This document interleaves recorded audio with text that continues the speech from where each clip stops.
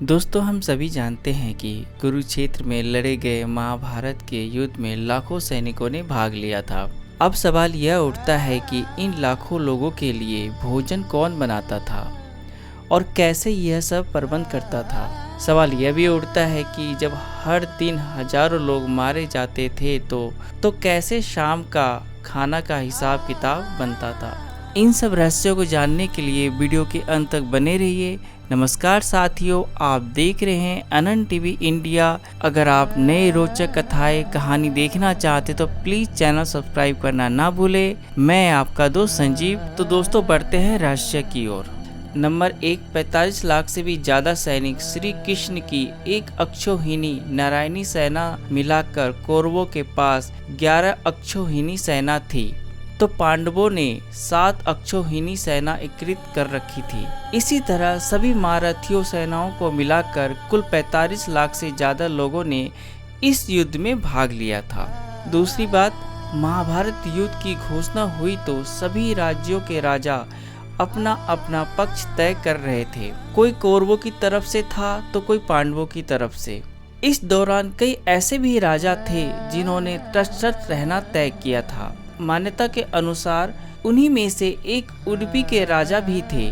उन्होंने श्री कृष्ण के कहने पर भोजन का प्रबंध संभाला। किंवदंती के अनुसार उन्होंने श्री कृष्ण के पास जाकर उनसे कहा कि इस युद्ध में लाखों योद्धा शामिल होंगे और युद्ध करेंगे, लेकिन इनके लिए भोजन का प्रबंध कैसे होगा।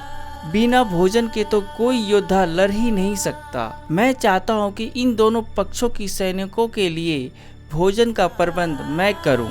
श्री कृष्ण ने उडुपी के राजा को इसकी अनुमति दी।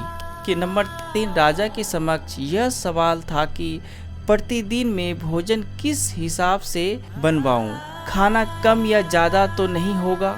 उनके इस चिंता का हल श्री कृष्ण ने निकाल लिया था। आश्चर्य है कि 18 दिन चलने वाली इस युद्ध में कभी भी खाना कम नहीं पड़ा और ना ही कभी बड़ी मात्रा में बची। यह कैसे संभव हुआ। नंबर 4, युद्ध के अंत के बाद युधिष्ठिर ने पूछा कि आप किस तरह से यह जान लेते थे कि आज इतना ही भोजन बनाना है। तब उडुपी के राजा ने इसका श्रेय श्री कृष्ण को दिया।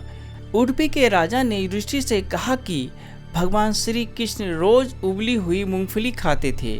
जैसे मान लो उन्होंने 10 मूंगफली खाई तो मैं समझ जाता था कि दूसरे दिन 10,000 सैनिक मारे जाएंगे।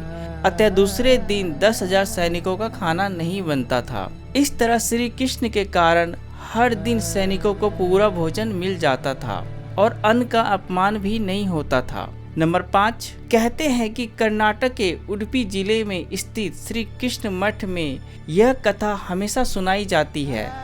ऐसा माना जाता है कि इस मठ की स्थापना उडुपी के सम्राट द्वारा करवाई गई थी, जिसके बाद में श्री माधवाचार्य जी ने आगे बढ़ाया।